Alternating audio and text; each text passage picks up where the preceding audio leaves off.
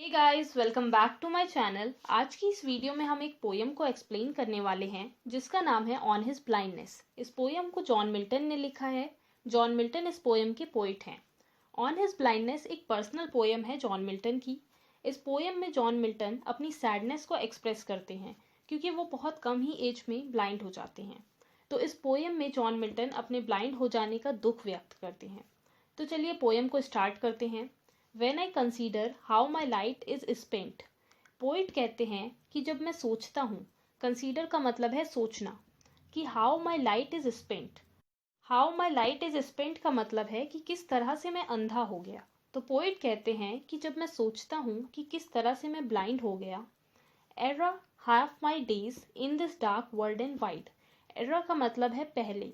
Poet कहते हैं कि era half my days अपनी आधी उम्र व्यतीत करने से पहले ही वो इस अंधेरे से भरी हुई दुनिया और इस बड़ी सी दुनिया में ब्लाइंड हो गए हैं। And that one talent which is dead to hide lost with me useless though my soul more bent.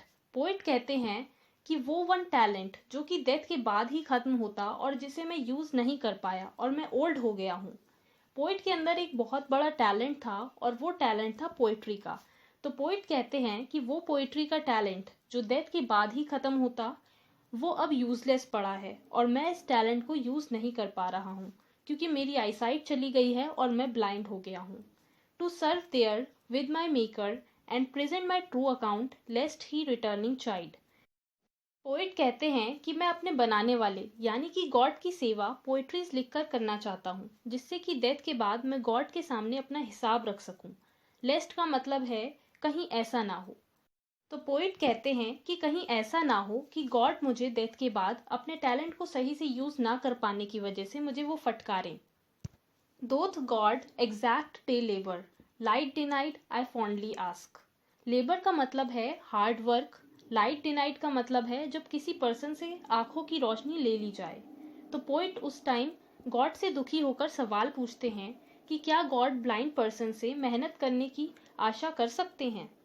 But patience to prevent that murmur soon replies, God doth not need either men's work or his own gifts, who best bear his mild yoke, they serve him best.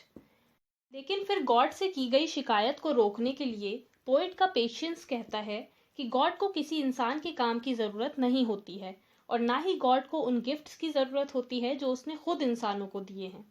Beer का मतलब है सहन करना, mild का मतलब है बहुत कम और योग का मतलब है कष्ट। पोइट कहते हैं कि जो इंसान खुशी खुशी गॉड के दी हुई प्रॉब्लम्स को सहन कर लेता है वो ही गॉड की सेवा सबसे बढ़िया तरीके से करता है। His state is kingly, thousands at his bidding speed and post land and ocean without rest, they also serve who only stand and wait. State का मतलब है यहाँ पर पोजीशन, बिडिंग का मतलब है आदेश देना। पोइट कहते हैं कि गॉड की पोजीशन राजा की तरह होती है। गॉड के एक ऑर्डर पर हजारों एंजल्स बिना रेस्ट किए लैंड और ओशियन पर काम करने के लिए तैयार रहते हैं। फिर पोइट कहते हैं कि जो लोग अपने लक से सेटिस्फाइड रहते हैं और सब्र करते हैं और प्रॉब्लम्स के लिए गॉड से कंप्लेन नहीं करते हैं वही गॉड की सही मायने में सेवा करते हैं।